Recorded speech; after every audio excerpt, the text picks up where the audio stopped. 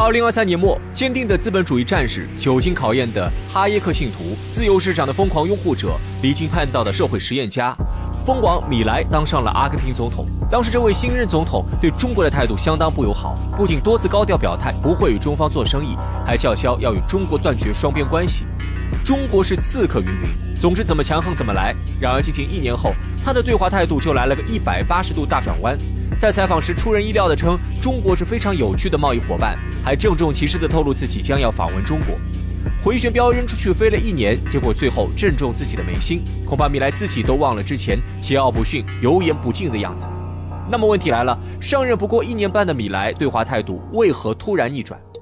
在主动亲华之前，米莱曾是一个不折不扣的铁杆反华总统。他经历了许多西方领导人上台后难免会经历的一个阶段。竞选时无所不用其极的公然诋毁中国，狂抱美国大腿；上任后一看情况不对，立马就开始软化对华姿态。在竞选阶段，米莱就把反华的面具死死地焊在了脸上。他曾表示：“中国就是刺客，你愿意和刺客做交易吗？”并宣称当选后立即与中国断交。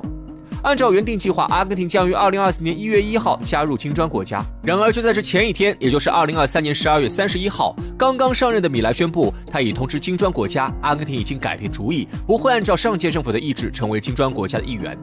除了拒绝加入金砖国家，他还曾在竞选方案中明确提出减少对华经济依赖，例如反对中阿本币互换协议，并试图推翻前费尔南德斯政府与中国签署的一带一路倡议框架。彼时的米莱可谓深受西方那一套意识形态的荼毒，将中国与所谓威权主义挂钩，甚至公然批评中国在拉美地区的基建投资。不可否认，这种对中国针锋相对的意识形态化表述，确实为米莱赢得了国内不少保守派选民的支持。但后来的事实证明，他这会儿笑的的确有些早了。米莱表面上看着挺硬气，连金砖国家都瞧不上眼，不知道的还以为阿根廷是个什么经济强国。但事实上，当时的米莱浑身上下恐怕只有嘴是硬的。阿根廷的经济状况到底是什么样，他一个总统能不清楚吗？当米莱从费尔南德斯手中接过阿根廷的时候，阿根廷的实际情况比他预料的还要糟。阿根廷虽拥有全球第4的页岩油储量和顶级农业资源，但经济却长期依赖大豆、牛肉等初级产品出口和农牧业，产业结构相当单一。由于工业基础薄弱，制造业本就不突出，还连年接连遭受打击，占比从1975年的29%降至2025年的12%，因此有不少人将阿根廷称为一个伪装成国家的农业公司。单一的产业结构意味着抗风险能力低下，在经历前几年的疫情以及其他牛肉产出国对市场的争夺后，阿根廷的对外贸易遭到了巨大的打击。经过数年折腾，阿根廷央行的净外汇储备已经是负数，这意味着阿根廷央行自己能动用的美元基本是0，国家财政处于濒临破产的边缘。更让他没想到的是，他这张对华强硬的面具并没能为阿根廷换来美国的经济支持。毕竟在老美眼中，身为他的小弟疏远中国是情理之中的事情，指望用这个来邀功行赏，你莫不是在说笑？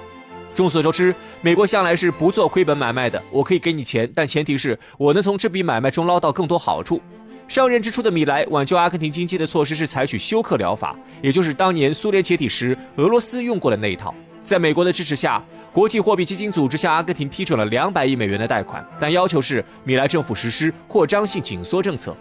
这使得米莱政府不得不大幅削减公共开支，提高增值税税率，取消能源补贴。此外，还推进了经济美元化，将比索对美元汇率从1:400贬值至1:800，并逐步取消资本管制。这一政策虽暂时稳定了市场预期，但也使阿根廷丧失了货币政策的自主权，经济高度依赖美联储决策。据估算，全面美元化使阿根廷每年额外支付约50亿美元的美元溢价。同时，休克疗法对阿根廷的社会与民生也产生了巨大影响。在休克疗法的影响下，阿根廷公务员不仅一下裁去了5000人，薪资还直接腰斩。而且，由于取消能源补贴，阿根廷汽油价格上涨200%，电费涨了300%，引发了大规模社会抗议。在休克疗法与紧缩政策的围攻下，阿根廷的贫困率直接从40%飙升至57.4%，民众实际工资缩水近乎一半，举国上下莫不呈现出一片勃勃生机、万物竞发的模样。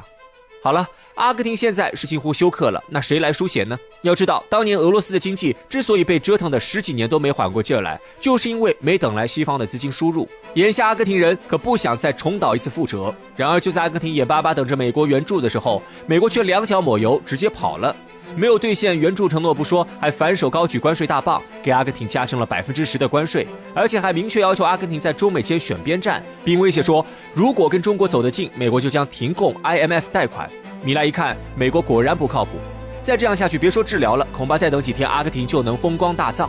这个时候，前任政府与中国签订了180亿美元货币互换协议中，那些还未使用的额度，反倒成了阿根廷唯一的救命稻草。米莱没有再犹豫，赶紧去日用品店买了个润唇膏，软化了一下嘴巴，重新拨通了东大的电话号码。哎呀，适才相稀耳，您老人家大人有大量，就把我之前那些话当屁放了吧。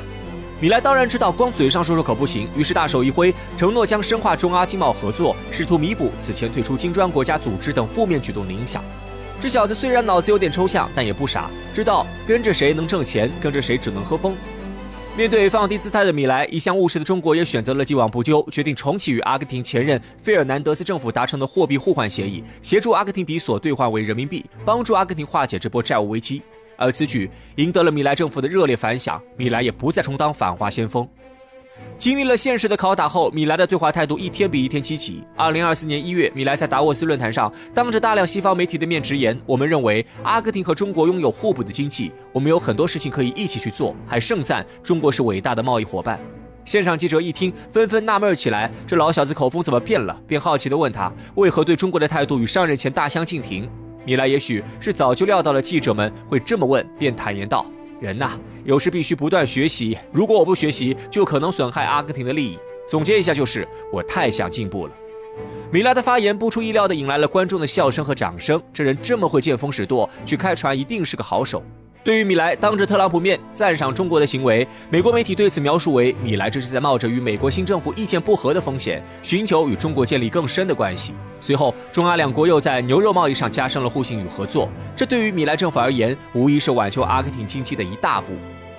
作为世界知名牛肉大国，一望无垠的潘帕斯草原上，本该成为阿根廷经济支柱的5000多万头牛，近年来却由于种种原因而成为难除的心病。由于供过于求，阿根廷国内牛肉价格一度跌至每公斤3美元，处于历史最低点。然而即便如此，各大超市的货架的牛肉依旧无人问津。偏偏在这个关头，牛肉市场的老对手巴西又出手了。背靠亚马逊雨林的巴西，拥有不亚于阿根廷的自然条件，通过开垦新牧场，巴西进一步压低了牛肉的出口价格，使得巴西牛肉比阿根廷牛肉更具市场竞争力。阿根廷心里苦，却也只能急得原地转圈圈。往北看是美国34%的惩罚性关税，往欧洲看是无比严格的肉类检疫标准，往东方看中国占阿根廷牛肉出口总量的69%，可自己偏偏得罪了人家。如今两国牛肉贸易和好如初，对于阿根廷而言显然是喜事一桩。但恢复牛肉正常贸易只是第一步，米莱依然在持续发力。到了7月份，据阿根廷媒体报道，在参观于布宜诺斯艾利斯举办的第136届国际畜牧、农业和工业展览会期间，米兰宣称他将取消对华出口牛肉主力产品的出口关税，并将其余动物蛋白制品的出口关税降低25%。一番操作下，阿根廷廉价又高质量的牛肉得以远渡重洋，源源不断地运往东大。只要米莱还在发力，中国国内就不会缺便宜牛肉。在经历了由反华先锋到主动亲华的转变后，相信米莱一定会对识时务者为俊杰这句中国老话深有体会。一个是不设壁垒，只想好好做生意的商人，一个是喜欢开空头支票还限制你自主权的事儿妈。米莱的脑子里面只要塞的不是阿根廷烤肉，就肯定知道跟谁合作利益更大。中国既然能把武器卖给巴基斯坦，为什么又要区别对待故意冷落关系更好的朝鲜呢？据巴基斯坦媒体报道，就在今年年初，受到主办国卡塔尔的邀请，巴基斯坦派出空军部队参加了一场多国联合演习。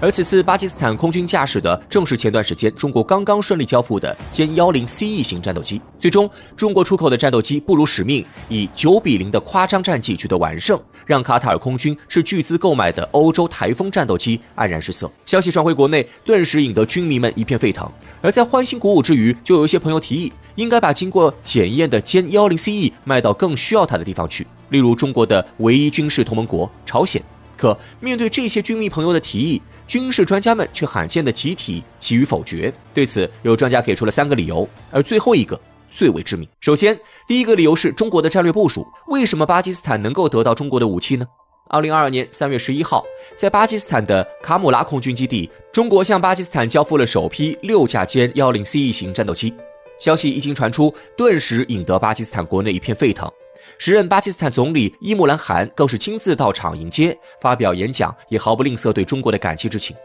其实，作为一个军工业并不先进的国家，巴基斯坦进口国外武器的情况并不罕见。然而，像这一次接受歼10CE 型战斗机时弄得如此隆重，却是寥寥无几。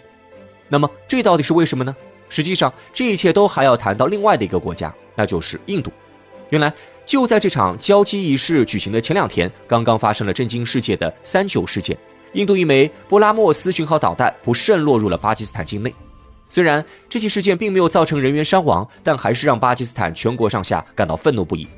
所以在接收中国战机的现场，巴基斯坦总理伊姆兰汗才会特意强调，虽然巴基斯坦人民热爱和平，但如果有人敢对巴基斯坦有其他心思，那么我们也不会畏惧，一定会坚决反击。冰冻3尺非一日之寒。事实上，就算没有这起误炸事件的发生，巴基斯坦与印度的关系也好不到哪里去，甚至可以说两个国家之间的相互仇视早已是全世界默认的事实。但如果单单从两国的国力来看，印度几乎能够实现碾压巴基斯坦的局面。